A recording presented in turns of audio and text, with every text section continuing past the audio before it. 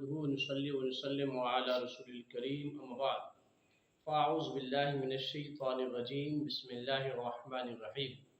नाज़रीन, आज आपके सामने ये ज़िक्र करना है, क्या गुस्ल करते हुए अगर कोई शख्स सारे कपड़े उतार कर गुस्ल करे तो क्या उसका गुस्ल होता है या नहीं होता। नाज़रीन, याद रखिए, शरीयत मुताहरा ने इंसान को ज़िंदगी गुजारने के तमाम उसूल अता फरमाए हैं। वो उसूल शरीयत मुताहरा ने बयान फरमाए हैं कि इंसान की पैदाइश से लेकर और फिर यौम आखिरत तक हर मामले का जिक्र बितफसील कुरान या हदीस या तालीमात इस्लाम में मौजूद है। लेकिन नाज़रीन, याद रखिए, इन सारी तालीमात में दो बातें बतौर ख़ास याद रखिए। कुछ अहकाम वो होते हैं जिनका ताल्लुक फ़राइज़ से होता है, जिन्हें लाजमी करना होता है। अगर आप नहीं करेंगे तो आप गुनहगार ठहरेंगे, वो अमल आपका मकबूल नहीं होगा, आप धुतकारे जाएंगे, क्योंकि आपने उन फ़राइज़ या उन शराइत या उन अहकाम पे अमल नहीं किया जिन्हें लाजमी करना चाहिए था। जिस तरह के वज़ू करते हैं तो वज़ू के इब्तिदान 4 फ़राइज़ हैं। अगर आप 4 फ़राइज़ पर अमल नहीं करेंगे तो आपका वज़ू नहीं होगा। इसी तरह आप नमाज़ पढ़ते हैं तो नमाज के 6 फ़राइज़ हैं और 6 शराइत हैं। बाहर के शराइत अगर पूरे नहीं होंगे तो आप नमाज में दाखिल नहीं हो पाएंगे, और अगर आप शराइत पूरे कर चुके हैं और नमाज के फ़राइज़ जो नमाज के अंदर होते हैं, अगर आप उन पे अमल नहीं करेंगे तो आपकी नमाज नहीं होगी। इसी तरह हज है, उसके मनासिक हैं, उन मनासिक को पूरा करना लाजमी है। इसी तरह ज़कात है, ज़कात का उसूल है, उनको पूरा करना लाजमी है। तो गोया समझाना ये है कि कुछ चीज़ें ऐसी होती हैं जिनको करना लाजमी होता है। अगर कोई शख्स नहीं करता तो उनकी वो इबादत रायगा चली जाती है, वो अमल रायगा चला जाता है, बल्कि बाज़ दफ़ा तो उस अमल पर नाराज़गी भी अल्लाह की लेनी पड़ती है, चूँकि उस बंदे ने अपनी मर्जी को शामिल हाल रखा होता है, अल्लाह की मर्जी को शामिल हाल नहीं रखा होता। ना उसने फ़र्ज पर अमल किया होता है, ना उसने सुन्नत पर अमल किया होता है। तो चुनाचे ये वो अमल है जिसको लाजमी करार देगा। अगर कोई शख्स इसको नहीं करेगा तो गुनहगार होगा, उससे बाज़पुर्स होगी। नाज़रीन, एक दूसरा अमल वो है कि जिसको हम इस्तेहबाब का दर्जा देते हैं, यानी अगर वो आप अमल करें तो बहुत अच्छी बात है, मगर आप नहीं कहेंगे तो उस पर आपके मसाइल में, आपके उस सूरत में या आपके उस फेल में किसी तरह का नक्स नहीं आएगा, बल्कि आपका वो फेल कामिल रहेगा, किसी किस्म की कबाहत नहीं रहेगी। मिसाल के तौर पर जैसे हम गैर मुअक्कदा सुन्नतें अदा करते हैं, गैर मुअक्कदा सुन्नतों का बहुत ज़्यादा सवाब है, आपको पढ़ना चाहिए।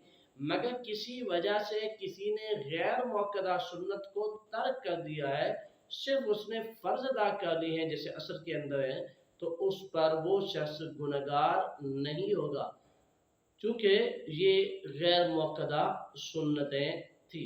इसी तरह नाज़रीन, अगर कोई शख्स जो है वो नवाफिल को पढ़ता है तो बड़ी अच्छी बात है, मगर किसी शरई उज़्र के तहत अगर उसने नवाफिल को तर्क कर दिया है तो ये शख्स गुनहगार नहीं होगा, यानी इसको शरअन इजाज़त है।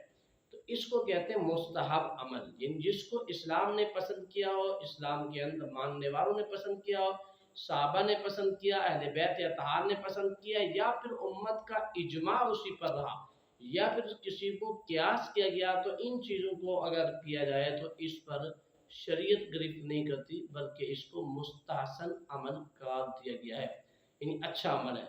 तो इसी तरह शरीयत के लवाज़िमात में किसी शख्स को भी अगर गुस्ल कर रहा है तो गुस्ल करते हुए उसको कपड़े उतारने में किसी किस्म की कबाहत नहीं है, वो कपड़े उतार कर गुस्ल कर सकता है।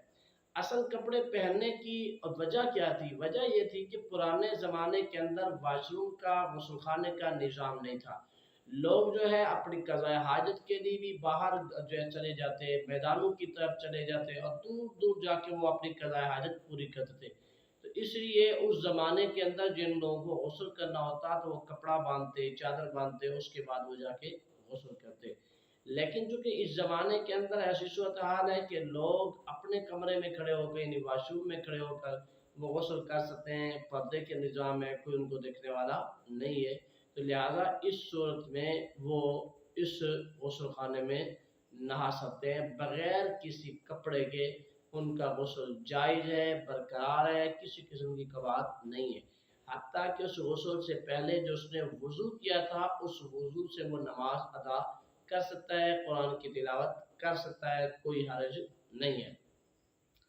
اسی طرح مستحب عمل جو ہے اگر اس کو کر لیا جائے تو وہ زیادہ بہتر ہے، تو لہٰذا یہ چادر باندھ کے نہانا یہ ایک مستحب عمل ہے۔ اگر کوئی شخص اس کو باندھ کے نہا لیتا ہے تو کوئی حرج بھی نہیں ہے، لیکن اگر کوئی شخص ننگے جسم کے ساتھ غسل کرتا ہے تو اس آدمی کا غسل ہو جاتا ہے، غسل کے اندر کسی قسم کی قباحت نہیں آتی، غسل کا کامل ثواب ہے، کامل طہارت ہے، طہارت ہے، اسی غسل سے اور اس غسل کے بعد جو اس نے وضو کیا تھا اسی وضو سے وہ شخص نماز جو ہے وہ ادا کر سکتا ہے۔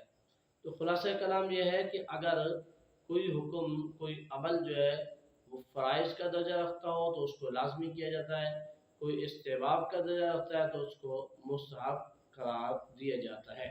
اللہ تعالی ہمیں دین متین کا علم سیکھنے کی توفیق عطا فرمائے اور ہمیں اس دین سے جڑے رہنے کی توفیق عطا فرمائے، اس دین مصطفیٰ صلی اللہ علیہ وسلم کے مسائل کو سیکھنے کا جذبہ عطا فرمائے، آمین۔